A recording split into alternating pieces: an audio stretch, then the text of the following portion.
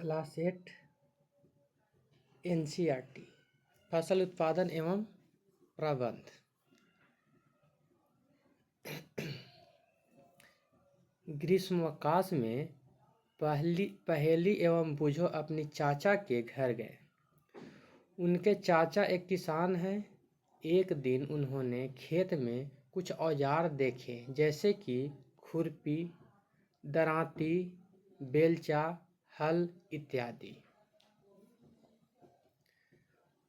मैंने जानना चाहता हूँ कि हम इस औजार का उपयोग कहाँ करते हैं और कैसे करते हैं, पूछा उसने।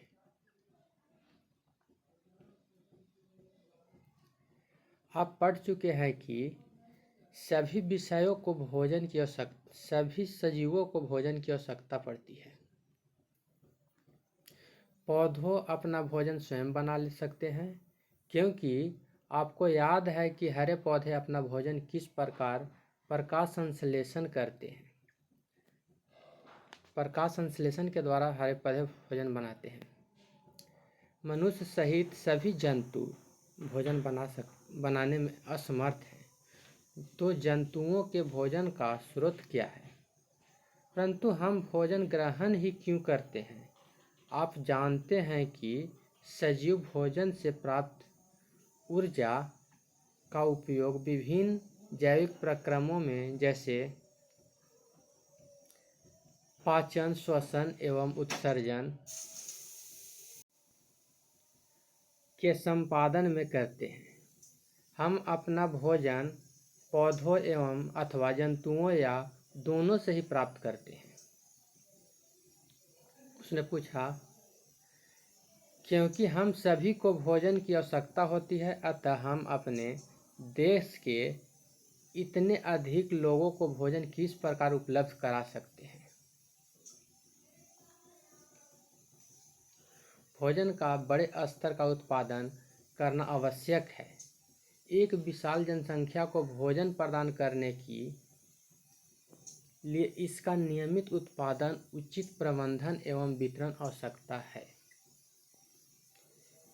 कृषि पद्धतियाँ कब आया? लगभग 10,000 ईसा पूर्व तक मनुष्य घुमंतु थे, यानी घूमते हुए चलते थे, कभी यहाँ तो कभी वहाँ।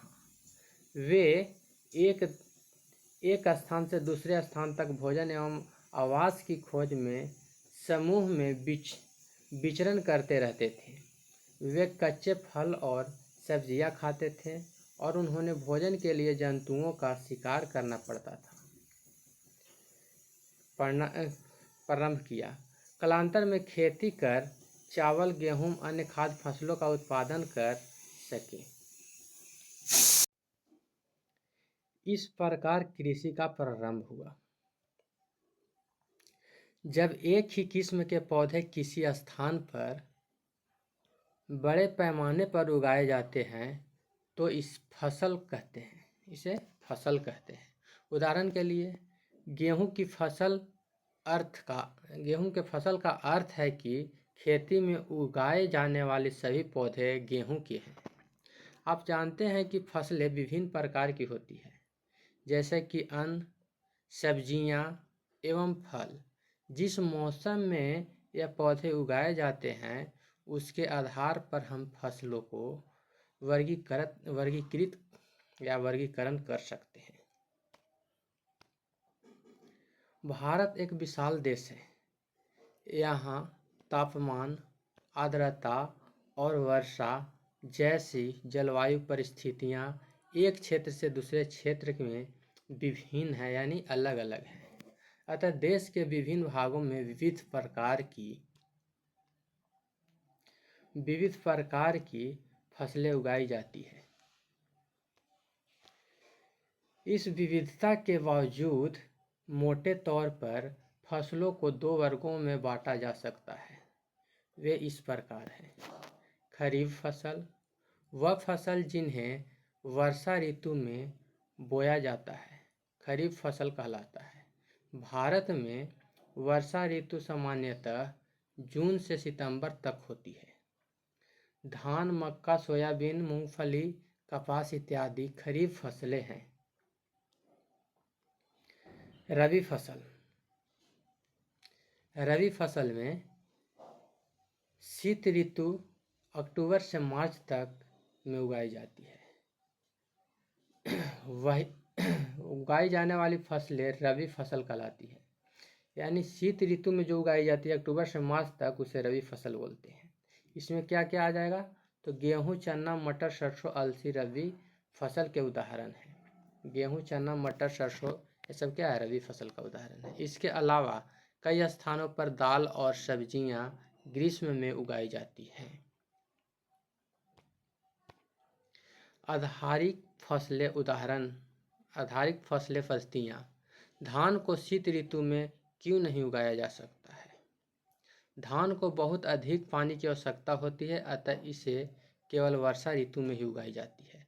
क्योंकि धान की अधिक वर्षा की ज़रूरत होती है, पर गर्मी में उतना वर्षा नहीं होती है, इसलिए नहीं उगा सकते हैं। फसल उगाने के लिए किसान को अनेक क्रियाकलाप सामयिक अवधि में करनी पड़ती है। आप देखेंगे कि क्रियाकलाप उस प्रकार के हैं जिनका उपयोग माली अथवा अपना सजावटी पौधे उगाने के लिए करते हैं। ये क्रियाकलाप अथवा कार्य कृषि पद्धतियाँ हैं जो आगे दिए गए हैं।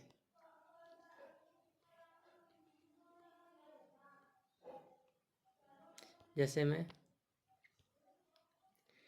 मिट्टी तैयार करना, फिर बुआई करना, खाद एवं उर्वरक देना, फिर सिंचाई करना, खरपतवार से सुरक्षा करना, फिर कटाई करना, फिर भंडारण करना। ये पद्धतियाँ हैं इसकी। इस पद्धतियाँ के द्वारा फसल को उगाई जाती है। मिट्टी तैयार करना। मिट्टी तैयार कैसे करते हैं? फसल उगाने से पहले मिट्टी तैयार करना प्रथम चरण है। मिट्टी को पटाना तथा इसे पोला बनाना कृषि का अत्यंत महत्वपूर्ण कार्य है। यानी फसल को पानी से भिंगाना है और उसके बाद उसको हल से जुताई करना, यानी कि उसको मिट्टी को प्रथम चरण है वो, जिससे जुताई करके हम उसको ढीला करते हैं।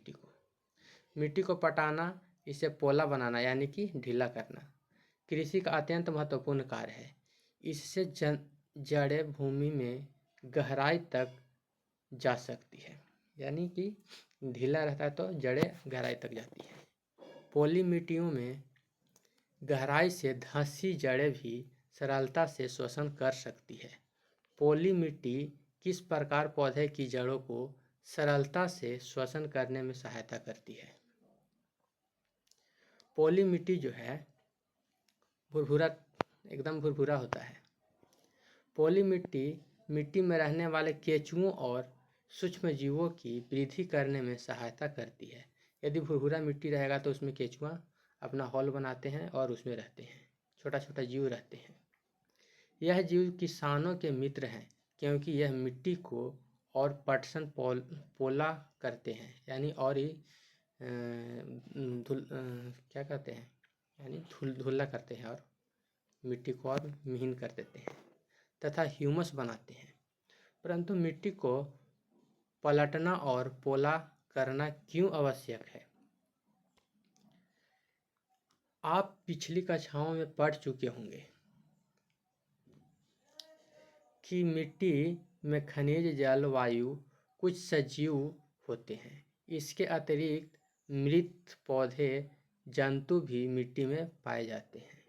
पाए जाने वाले जीवों द्वारा अपघटित होते हैं। इस प्रक्रम में मृत जीवों में पाए जाने वाले पोषक मिट्टी में निर्युक्त होते हैं। यह पोषण पौधों द्वारा अवशोषित किए जाते हैं क्योंकि ऊपर परत के कुछ सेंटीमीटर की मिट्टी ही पौधे की वृद्धि में सहायक है। इससे उलटने पलटने और पोला करने से पोषक पदार्थ ऊपर आ जाते हैं और पौधों इस पोषक पदार्थ का उपयोग कर सकते हैं। अतः मिट्टी को उलटना पलटना एवं पोला करना फसल उगाने के लिए अत्यंत महत्वपूर्ण है। उसको पोला पारते हैं तो उसमें खनिज पदार्थ होता है, इससे पौधा का प्रॉफिट होता है और वो अपना भोजन ग्रहण करता है अच्छी तरह से और उसका वृद्धि अच्छी तरह से होता है। मिट्टी को उलटने पलटने एवं पोला करने की प्रक्रिया जुताई कहलाता है, यानी जिससे हल के द्वारा हम जुताई करते हैं, या फिर ट्रैक्टर हो गया है, मशीन, अलग अलग मशीन आ गया है। इसे हल चला कर सकते हैं। हल लकड़ी अथवा लोहे के बने होते हैं। यदि मिट्टी अत्यंत सूखी है तो जुताई से पहले इसे पानी देने की आवश्यकता पड़ती है।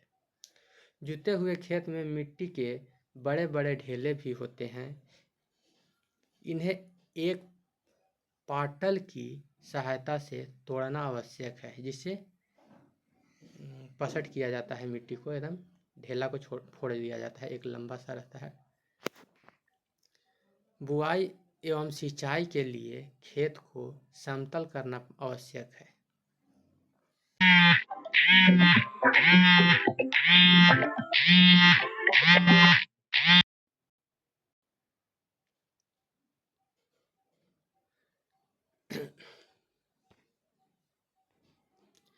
यह कार्य पलटना अथवा पालट द्वारा किया जाता है।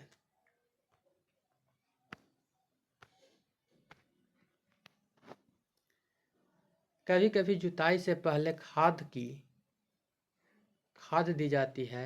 इससे जुताई के समय खाद मिट्टी में भली भांति मिल जाती है और बुआई से पहले खेत में पानी दिया जाता है। कृषि औजार।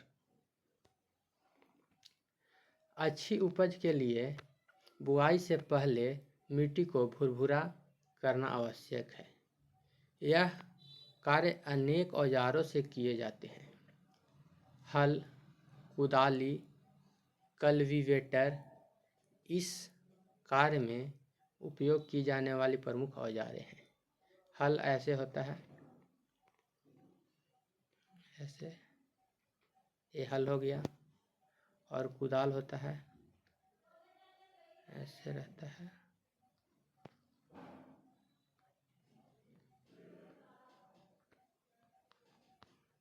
ये कुदाल हो गया। कल्टीवेटर इस कार्य में उपयोग किए जाने वाले प्रमुख औजार हैं। ये हल हो गया, ये हल हो गया।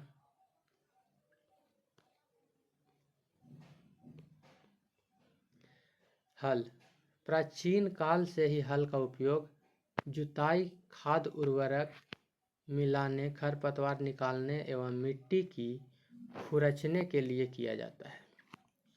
यह औजार लकड़ी का बना होता है, जिसे बैल की जोड़ी अथवा अन्य पशुओं, घोड़े, ऊंट की सहायता से खिंचाई की जाती है। इसमें लोहे की मजबूत तिकोनी पत्ती होती है, जिसे फाल कहते हैं। यानी हल के अंदर एक स्पेस होता है, यहाँ पे इसी के अंदर फार लगा हुआ होता है। जैसे में यहाँ पे लोहा की बना हुआ होता है, इसी को फाल बोलते हैं।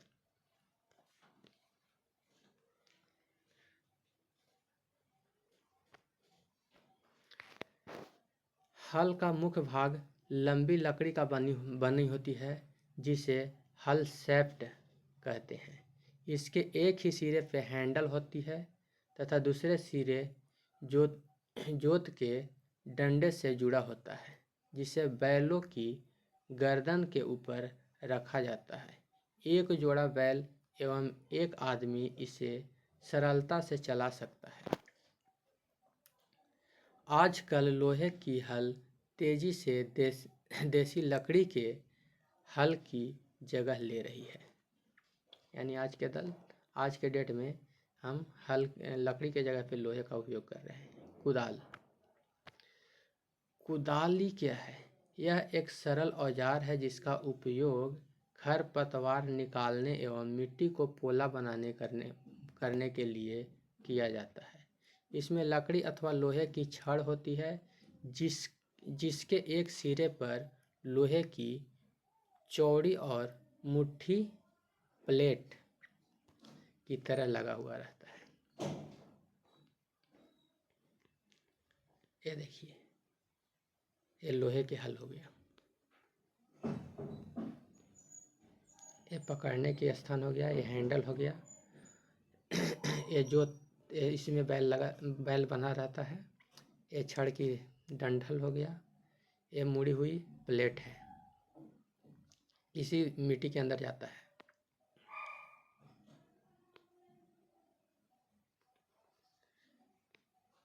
ये लोहे के हल हो गया।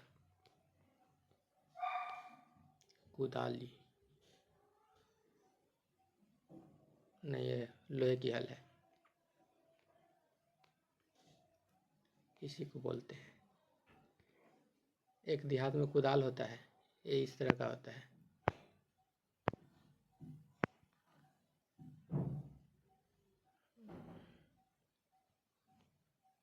इस तरह का कुदाल होता है,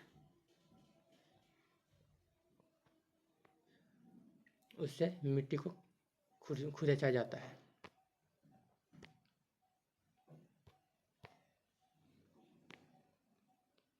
चलिए आगे देखते हैं।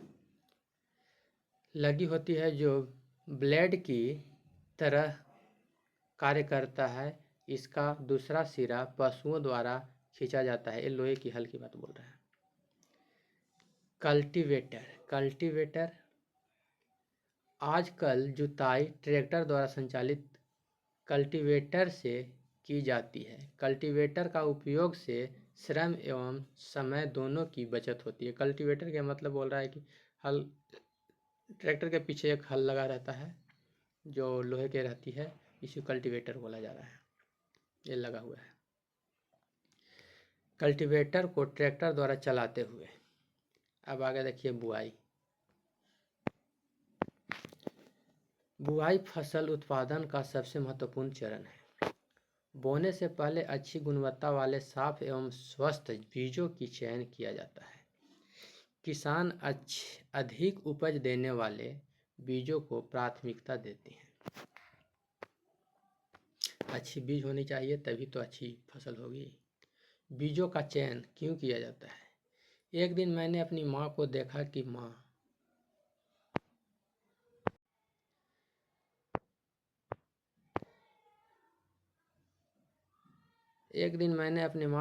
कि माँ चने के कुछ बीज एवं एक बर्तन में रखकर उनमें कुछ पानी डाल रही है।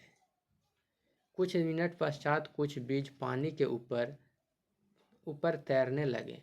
मुझे आश्चर्य हुआ कि कुछ बीज पानी के ऊपर क्यों तैर रहे हैं।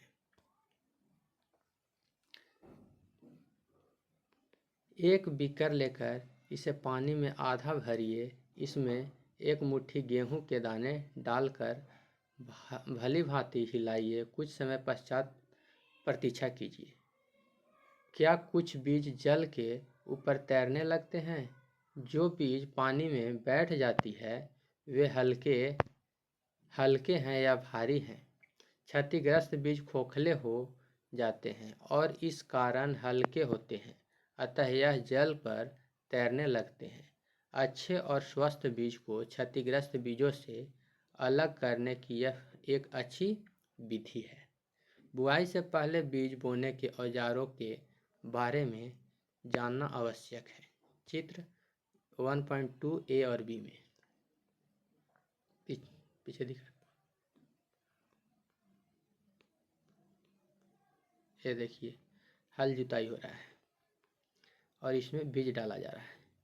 ये हल के अंदर ही लगा रहता है और इसमें बीज डालते हैं और अंदर चल जाता है बीज मिट्टी के अंदर। चलिए आगे बताएंगे। परंपरागत औजार। परंपरागत रूप से बीजों की बुआई में इस्तेमाल की जाने वाला औजार कीप की आकार होती है। 1.2 ए में दिया गया है। बीजों को कीप के अंदर डालने पर यह 2 या 3 नुकीली सिरे वाला पाइपों से गुजरते हैं। ये सिरे मुट्ठी को भेद कर बीज को स्थापित कर देते हैं, यानी ये मिट्टी के अंदर चल जाते हैं, मिट्टी को भेद कर बीज के अंदर स्थापित कर देते हैं। ये डायरेक्ट जुटा हुआ रहता है हल से, और हल के अंदर छिद्र होता है जिसके अंदर और मिट्टी के अंदर घुसा हुआ रहता है, और ये डायरेक्ट मिट्टी के अंदर घुस जाता है। यहाँ पे डायरेक्ट मिट्टी के अंदर चला जाता है। इसमें बीज डालते रहता है आदमी, और धीरे धीरे हल आगे चलते रहता है और ये मिट्टी के अंदर चलते जाता है। बीज बोने की परंपरागत तरीका है, पहले ही इससे बीज को बुआई किया जाता है। कल्टीवेटर ये है, ट्रैक्टर के पीछे लगा हुआ रहता है। सीड ड्रिल, और इसमें सीड डालने के लिए लगाया जाता है। कल्टीवेटर के अंदर ही सीड ड्रिल रहता है, ये पाइप के द्वारा जुड़ा हुआ रहता है। ये देखिए इसके पीछे पाइप लगा हुआ है, इस पाइप के द्वारा जुड़ा हुआ रहता है, और सब मिट्टी के अंदर डायरेक्ट चला जाता है। इसमें डाला जाता है बीज, और इसमें डालने के बाद सब अंदर पाइप से के द्वारा अंदर चला जाता है। सीड ड्रिल, सीड ड्रिल क्या है चलिए देखते हैं। सीड ड्रिल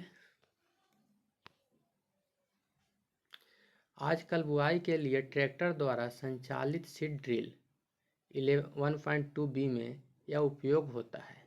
इसके द्वारा बीजों में समान दूरी एवं गहराई बनी रहती है। यह सुनिश्चित करता है कि बुआई के बाद बीज मिट्टी द्वारा ढक जाए। इससे बीज की पक्षी द्वारा खाए जाने से रोका जा सकता है। सीड ड्रिल द्वारा बुआई करते समय समय एवं श्रम दोनों की बचत होती है, यानी कि डायरेक्ट वो मिट्टी के अंदर चल जाता है और हमको फिर से दोबारा बीज को छिड़काव नहीं करना पड़ता है। मेरे विद्यालय के समीप एक पौधाशाला नर्सरी है। मैंने देखा कि पौधे छोटे छोटे थैलों में रखे हैं। वे इस प्रकार क्यों रखे गए हैं? धान जैसे कुछ पौधे के बीज को पहले पौधाशाला में उगाया जाता है। पौधशाला को जाने पर उन्हें हाथों द्वारा खेतों में रोपण कर देते हैं। कुछ वन्य पौधे एवं पुष्प पौधों भी पौधशाला में उगाए जाते हैं। पौधों को अत्यधिक घने होने से रोकने के लिए बीजों के बीच उचित दूरी होनी चाहिए, अत्यंत महत्वपूर्ण है।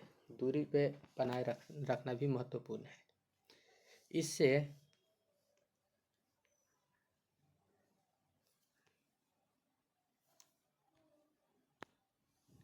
इससे पौधों को सूर्य का प्रकाश, पोषक एवं जल प्राप्त मात्रा में प्राप्त होता है।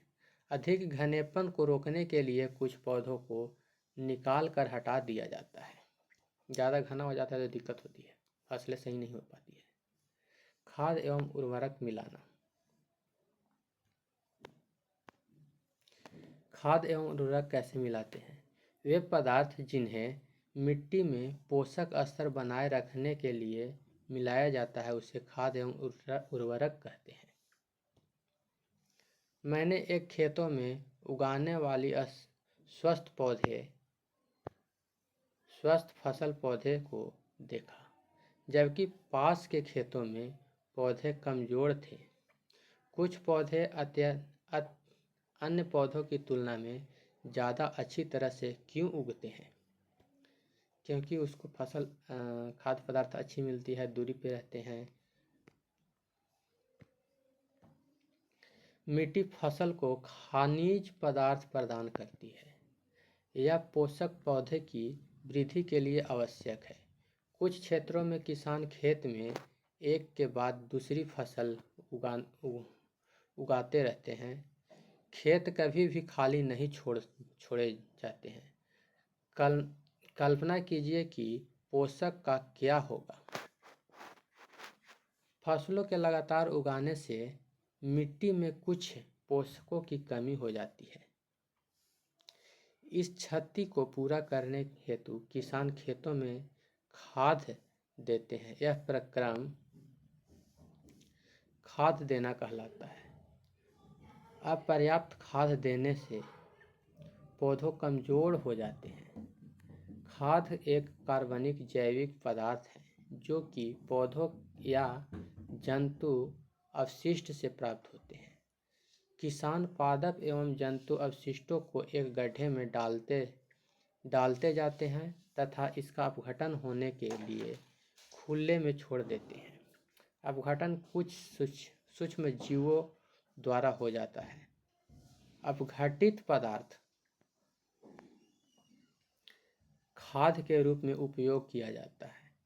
आप कक्षा 6 में वर्मी कंपोस्ट अथवा केचुआ द्वारा खाद तैयार करने के विषय में पढ़ चुके हैं।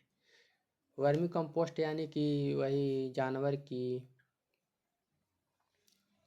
की गोबर हो गया और फिर हर पौधे की सड़ने गलने से जो तैयार होता है मटेरियल, उसी को वर्मी कंपोस्ट बोलते हैं। केचुआ जिसको बदल देता है वर्मी कंपोस्ट में।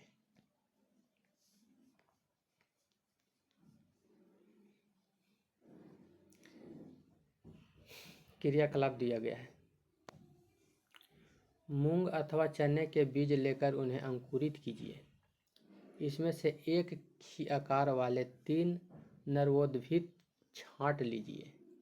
अब 3 गिलास अथवा ऐसे ही पात्र लीजिए। इस पर ABC निशान लगाइए।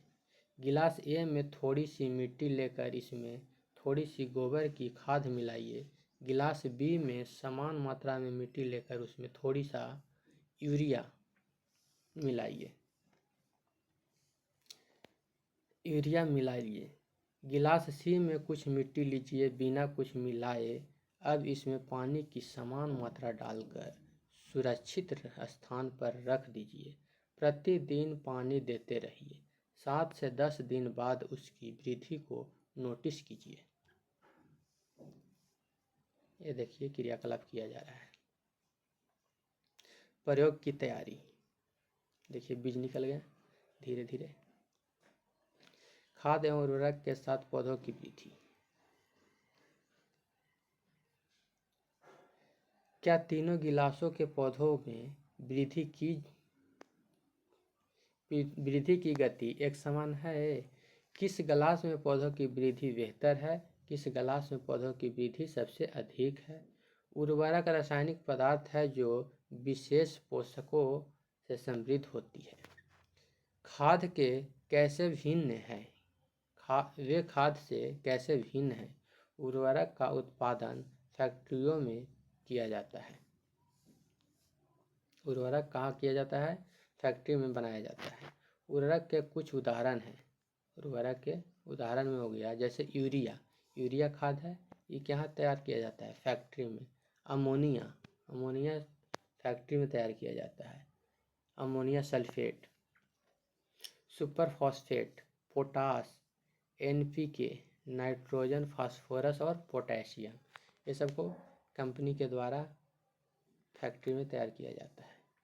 इसका उपयोग से किसान को गेहूं, धान, मक्का जैसे फसलों की अच्छी उपज प्राप्त करने में सहायता मिलती है। परंतु उर्वरक को अत्यधिक उपयोग से मिट्टी की उर्वरकता में कमी आती है। यह जल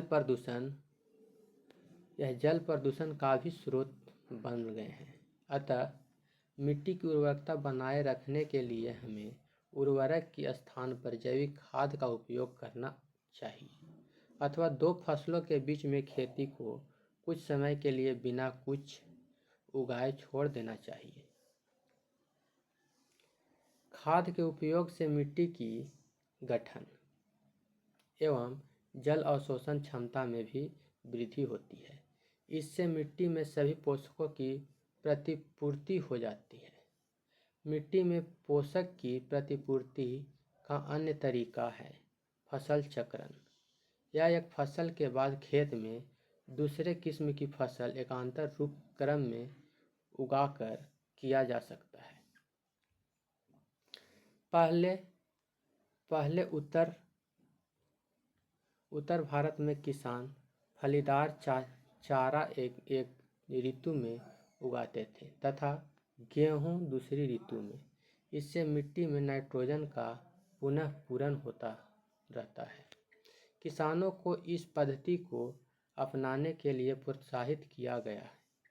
पिछली कक्षाओं में आप राइजोबियम बैक्टीरिया के विषय में पढ़ चुके हैं। यह फलीदार लेग्यूमिनस पौधों की जड़ों की ग्रंथियों में पाए जाते हैं और वायुमंडलीय नाइट्रोजन का स्थिरीकरण करते हैं।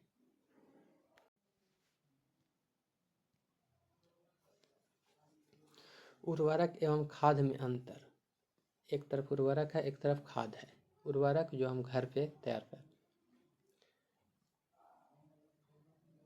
उर्वरक जो फैक्ट्री में तैयार किया जाता है।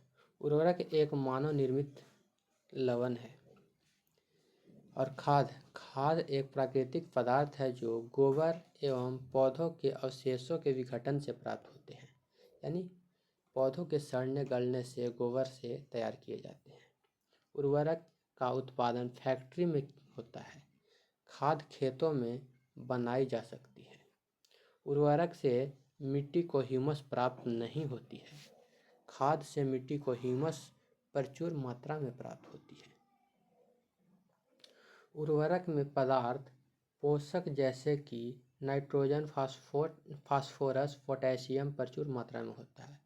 खाद में पादप पोषक तुलनात्मक रूप से कम होता है।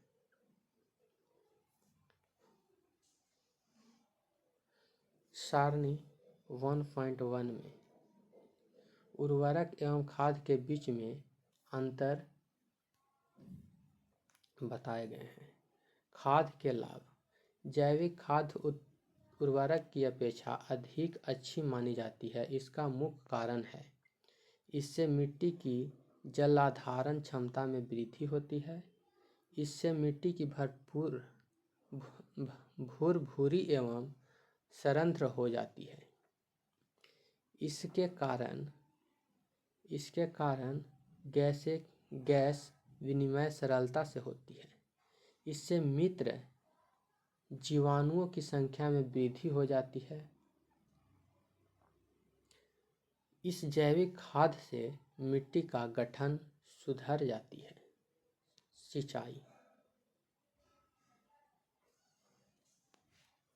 सिंचाई क्या है? जीवित रहने के लिए प्रत्येक जीवों को जल की आवश्यकता होती है। पौधों के वृद्धि एवं परिवर्धन के लिए जल की विशेष महत्व है। पौधों की जड़ों द्वारा जल का अवशोषण होता है, जिसके साथ खनिजों और उर्वरक का भी अवशोषण होता है। पौधों में लगभग 90% जल होते हैं। जल आवश्यक है क्योंकि बीजों का अंकुरण शुष्क स्थिति में नहीं हो सकता।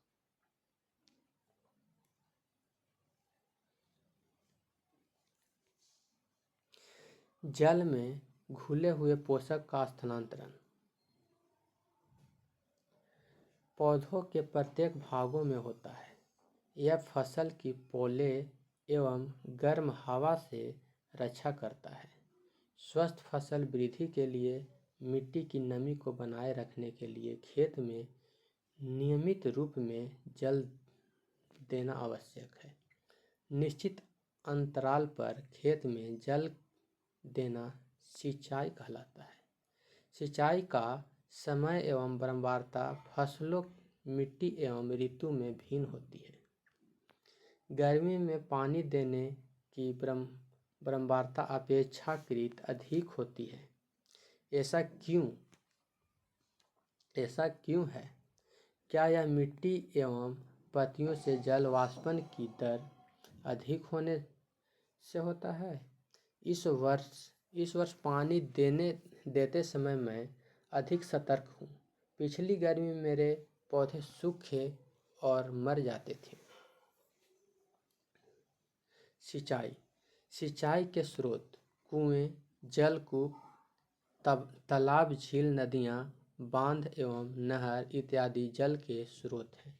जल हम जहाँ पे हमारे या तो स्टोर हैं या फिर नल या नदियों के द्वारा हमारे पास आते हैं, उसी को सिंचाई के लिए उपयोग करते हैं।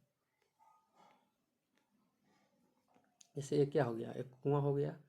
कुआं से मोटर के द्वारा या फिर हम पहले एक लट्ठा होता था, लट्ठा के द्वारा हम लोग निकालते थे। ये देखिए, ये चेन पंप है, ये घूमता है और इससे पानी निकलता है। ये है ढेकली, यानी इसको अंदर डालते हैं और फिर ये हल्का भार पड़ता है, इसमें लगा रहता है, इधर से वजनदार कोई सामान बांध दिया जाता है जिससे कम भार पड़ता है हमें।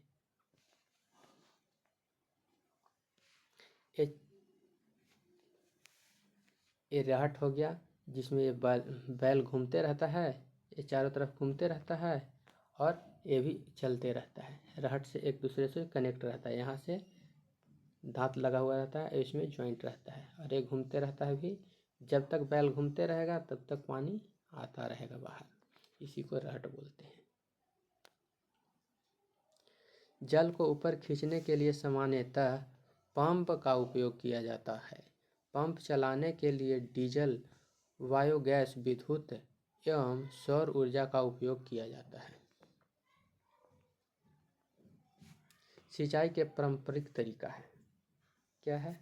तो पहला, कुआं, झील, नहर में उपलब्ध जलों से को निकाल कर खेतों तक पहुंचाने के तरीके विभिन्न क्षेत्रों में भिन्न भिन्न हैं। मवेशी अथवा मजदूर इन विषयों में इस्तेमाल किए जाते हैं, अतः यह सस्ते हैं परंतु यह कम दर है। विभिन्न पारंपरिक तरीके भी हैं। मोटर घिरनी की तरह होता है, चेन पंप, ढेकली, रहट, उत्तोलक तंत्र। चित्र 1.4 में से और डी में दर्शाया गया है, सब टोटल यही दर्शाया गया था। जल को ऊपर खींचने के लिए सामान्यतः पंप का उपयोग किया जाता है। पंप चलाने के लिए डीजल, बायोगैस, विद्युत एवं सौर ऊर्जा का उपयोग किया जाता है। ये देखिए, मोटर के द्वारा पानी निकाला जा रहा है। सिंचाई की आधुनिक विधियां हैं। सिंचाई के आधुनिक विधियां द्वारा हम जल का उपयोग मितव्ययता से कर सकते हैं। मुख्य विधियां निम्न हैं। छिड़काव तंत्र, इस विधि का उपयोग असमतल भूमि के लिए किया जाता है। जहाँ पर जल कम मात्रा में उपलब्ध है उधर पाइप के ऊपर सिरों पर घूमने वाले नोजल लगे होते हैं। यह पाइप निश्चित दूरी पर मुख्य पाइप से जुड़े होते हैं। जब पाइप पंप की सहायता से जल मुख्य पाइप में भेजा जाता है तो वह घूमते हुए नोजल से बाहर निकलता है। इसका छिड़काव पौधों पर इस प्रकार होता है जैसे वर्षा हो रही है। छिड़काव लॉन, कॉफी की खेती एवं कई अन्य फसलों के लिए अत्यंत उपयोगी है। ड्रिप तंत्र, इस विधि में जल बूंद बूंद करके सीधे पौधों की जड़ों में गिरता है, अतः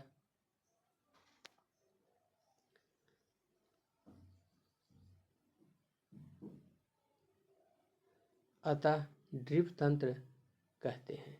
फसल, पौधे, बगीचों एवं वृक्षों को पानी देने का यह सर्वोत्तम तरीका है। इससे पौधों को बूंद बूंद करके जल प्राप्त होता है।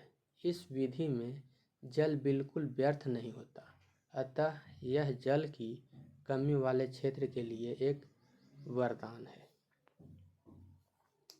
ये पौधे की सिंचाई करने का एक तरीका है, पानी का बचत करने का भी तरीका है। ये ड्रिप तंत्र। खरपतवार से सुरक्षा। खरपतवार से सुरक्षा। बूझो और पहेली निकट के गेहूं के खेत में गए और उन्होंने देखा कि खेत में फसल के साथ कुछ अन्य पौधे भी उग रहे हैं।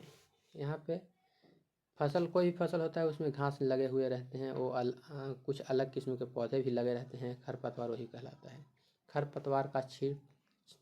खरपतवार नाशी का छिड़काव, यानी कोई अलग उसका एक दवा होता है जिसके कारण खरपतवार नष्ट हो जाते हैं और फसल बच जाते हैं। क्या ये अन्य पौधों विशेष उद्देश्य के लिए उगाए गए हैं। खेत में कई अन्य अवांछित पौधे प्राकृतिक रूप से फसल के साथ उग जाते हैं। इस अवांछित पौधे को खरपतवार कहते हैं। खरपतवार हटाने को निराई कहते हैं। निराई आवश्यक है क्योंकि खरपतवार पोषक जल को और प्रकाश की स्पर्धा कर फसल की वृद्धि पर प्रभाव डालते हैं। कुछ खरपतवार कटाई में भी बाधा डालते हैं तथा मनुष्य एवं पशुओं के लिए विषैले हो सकते हैं। खरपतवार को हटाने एवं उसकी वृद्धि को नियंत्रण करने के लिए किसान विभिन्न तरीका अपनाते हैं। फसल उगाने से पहले खेत जोतने से खरपतवार उखाड़ने एवं हटाने में सहायक है। इससे खरपतवार पौधे सूख कर मर जाते हैं और मिट्टी में मिल जाते हैं। खरपतवार हटाने का सर्वोत्तम समय उनमें पुष्पन एवं बीज बनने से पहले का होता है। खरपतवार पौधों को हाथ से जड़ सहित उखाड़ कर अथवा भूमि के निकट से काट कर समय समय पर हटा दिया जाता है। यह कार्य खुरपी अथवा हैरो की सहायता से किया जाता है। रसायनों के उपयोग से भी खरपतवार नियंत्रण किया जाता है। रसायन का छिड़काव करके, जिन्हें खरपतवार नाशी कहते हैं, जैसे 2,4-D खेतों में इसका छिड़काव किया जाता है, जिससे खरपतवार पौधे मर जाते हैं परंतु फसल को कोई हानि नहीं होती है।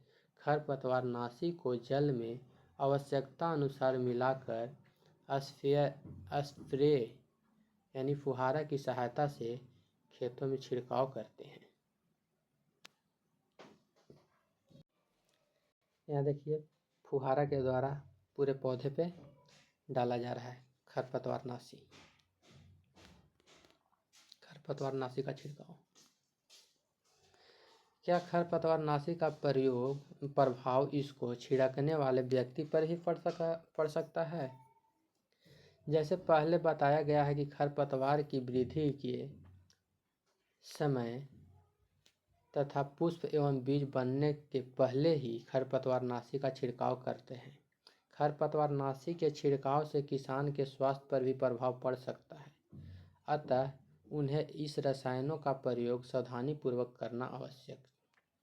छिड़काव करते समय उन्हें अपना मुंह एवं नाक कपड़े से ढक लेनी चाहिए। आगे देखिए कटाई।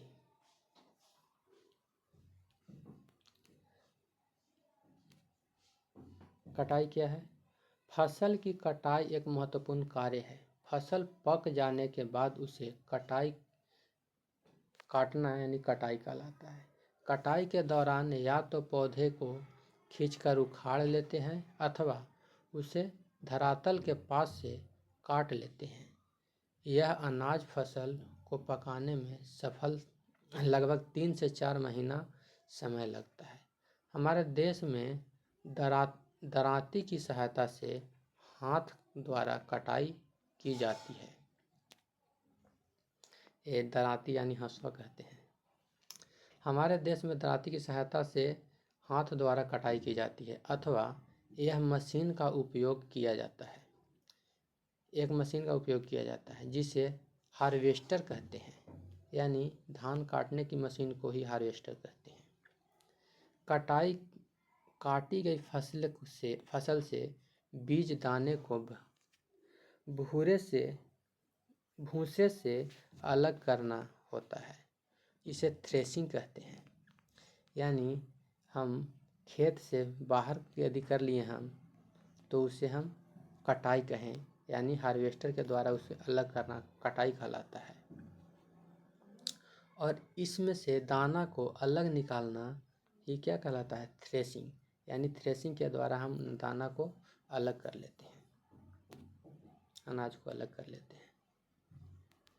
यह कार्य कंबाइनिंग मशीन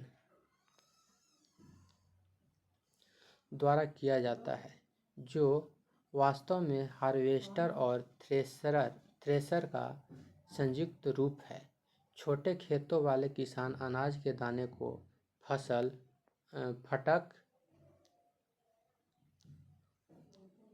फटक कर अलग करते हैं। आप इसके विषय में कक्षा 6 में पढ़ चुके हैं। यानी फटक करके जो निकालते हैं उसे छोटे किसान उसे फटकना कहते हैं, यानी अलग करना कहलाता है। और ये हो गया हार्वेस्टर। हार्वेस्टर जो होता है बड़े किसान इसका उपयोग करते हैं और अधिक खेती जो करते हैं उनके लिए ये उपयोग किया जाता है। एक समय में बहुत ज़्यादा मात्रा में ये फसल को कटाई कर सकता है। कंबाइन हार्वेस्टर हो गया, एक साथ रहता है, सब जुटा हुआ, डायरेक्ट ये अनाज को अलग कर देता है काट कर। कटाई के बाद कभी कभी तने के टुकड़े खेत में ही रह जाते हैं, जिन्हें किसान जला देते हैं। पहेली इस टुकड़े के खेत में जलाने के कारण चिंतित है। वह जानती है कि इससे प्रदूषण होता है। इससे खेत में पड़ी फसल में आग लगने का खतरा भी बना रहता है।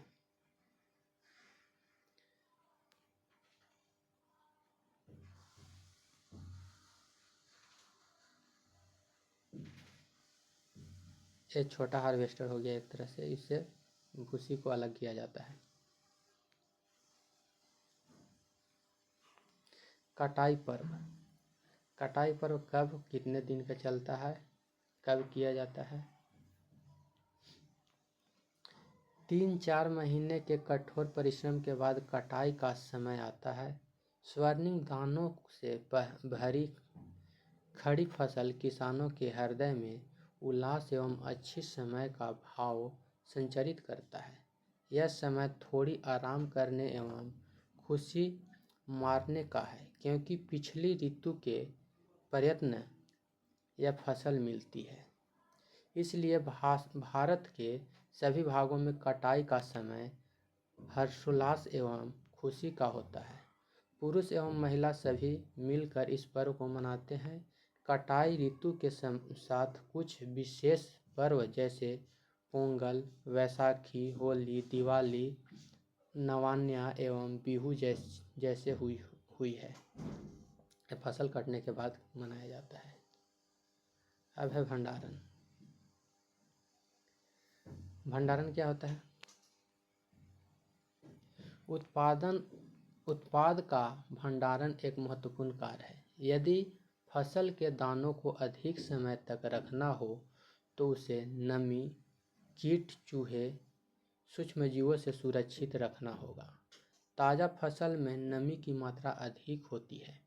यदि फसल के दानों को सुखाए बिना भंडारण किया गया तो उनके खराब होने की आवश्यकता अथवा जीवों द्वारा आक्रमण से वे अंकुरण के लिए अनुपयोगी हो जाते हैं। अतः भंडारण से पहले दानों को धूप में सुखाना आवश्यक है, जिससे उनकी नमी में कमी आ जाती है। इससे उनकी कीट, पीड़कों, जीवाणु एवं कवकों से सुरक्षा हो जाती है। किसान अपनी फसल उत्पादन का भंडारण जूट के बोरों, धातु के बड़े पात्र, बिन में करते हैं, परंतु बीजों का बड़े पैमाने पर भंडारण साइलो और भंडारण गृह में किया जाता है, जिससे उसको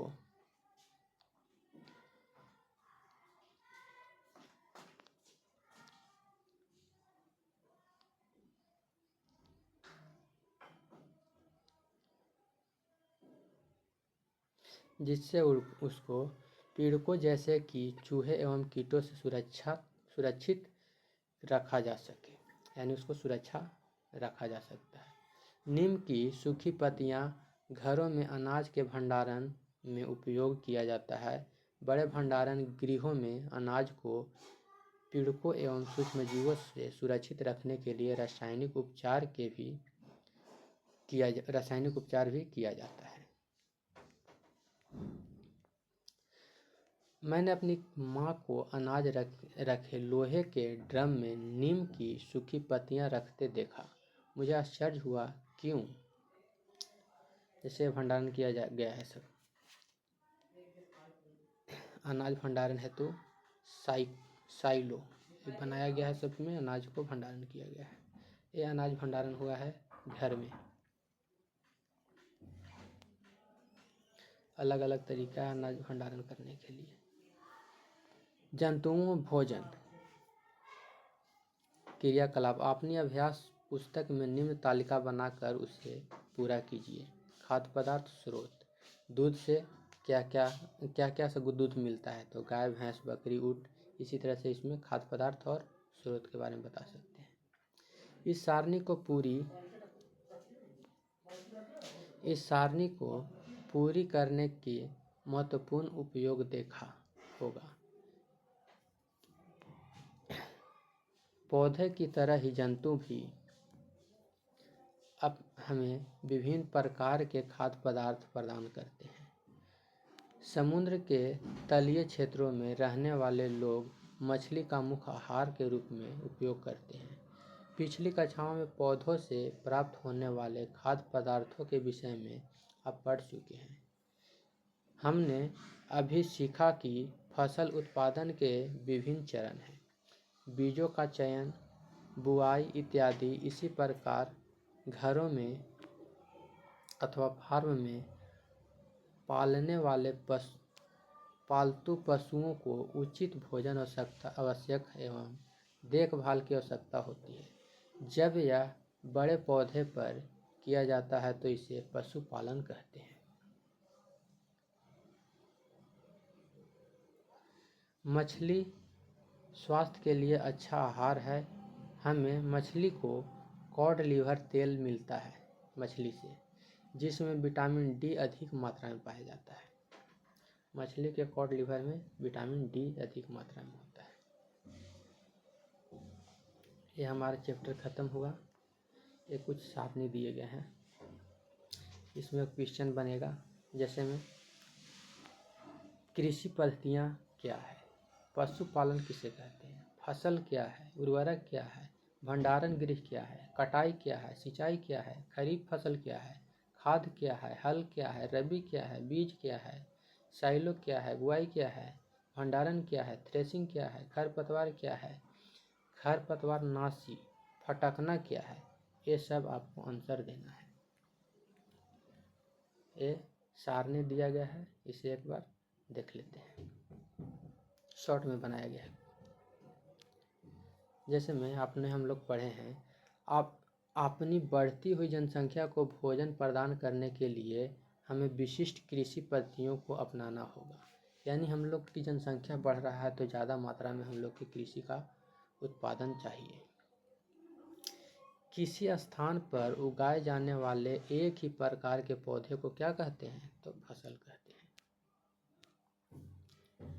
भारत में फसलों को ऋतु के आधार पर 2 वर्गों में बांटा गया है। कौन कौन? एक रबी फसल और एक खरीफ फसल। जुताई करके मिट्टी तैयार करना और उसे समतल करना आवश्यक है। इस कार्य के लिए हल तथा पाटल का उपयोग किया जाता है। हल के द्वारा जुताई करते हैं, पाटल के द्वारा समतल करते हैं। बीज को उचित गहराई पर बोना तथा उनके बीच उचित दूरी रखना अच्छी उपज के लिए आवश्यक है। बीजों की अच्छी किस्म का चयन करके स्वस्थ बीजों को बोया जाता है। सीड ड्रिल की सहायता से बुआई की जाती है। मिट्टी में पौधों को समृद्धि और पुनः पूर्ति की आवश्यकता होती है, जिसे कार्बनिक खाद एवं उर्वरक की उपयोग के लिए किया जाता है। फसलों के नई किस्मों के जाने से रासायनिक उर्वरक के उपयोग में बहुत वृद्धि हुई है। उचित समय एवं अंतराल पर फसलों को जल देना सिंचाई कहलाता है। निराई में अवांछित एवं बिना उगाए पौधों को हटाया जाता है, जिसे खरपतवार कहते हैं। कटाई का अर्थ है पकी हुई फसलों को हाथों या मशीनों से काटना। दानों को भूसे से अलग करना थ्रेशिंग कहलाता है। बीजों को पीड़कों एवं सूक्ष्म जीवों से संरक्षित करने के लिए उचित भंडारण आवश्यक है। पशुओं को पालकर भी खाद्य पदार्थ प्राप्त किया जा सकता है। इसे पशुपालन कहलाते हैं। चलिए आज का चैप्टर ख़त्म हुआ और फिर मिलते हैं अगले चैप्टर में। अगला चैप्टर अगली वीडियो में।